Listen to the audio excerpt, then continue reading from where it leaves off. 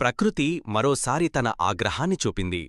హిమాచల్ ప్రదేశ్లో గత 24 గంటల్లో భారీ వర్షాలు కురిశాయి. పర్వత ప్రాంతాల్లో అకస్మాత్తుగా వచ్చిన భారీ వరదలు ప్రజల జీవితాలను హడలెత్తించాయి. ఈ ప్రళయకారిక వరదల్లో 9 మంది కొట్టుకుపోయారు. వారిలో 4 మృతదేహాలు దాదాపు 150 కిలోమీటర్ల దూరంలో గుర్తించబడ్డాయి. ప్రభుత్వ యంత్రాంగం వెంటనే స్పందించింది. ఎన్డీఆర్ఎఫ్ బృందాలు సహాయక చర్యలు చేపట్టాయి. వాయుసేన కూడా రంగంలోకి దిగింది. గ్రామాలు, రహదారులు, పర్యాటక ప్రాంతాలు ధ్వంసమయ్యాయి. ప్రజలు సహాయం కోసం ఎదురుచూస్తున్నారు. ఇప్పటివరకు వరదల్లో 91 మంది మరణించారని అంచనా. ఇది మనందరికీ ఒక హెచ్చరిక.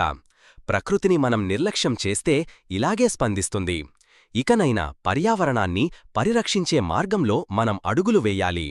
ఈ విషాద ఘటనపై మీ అభిప్రాయాలు కామెంట్స్లో చెప్పండి. ఇలాంటి మరిన్ని సమకాలీన వార్తల కోసం ఛానల్ను సబ్స్క్రైబ్ చేయండి.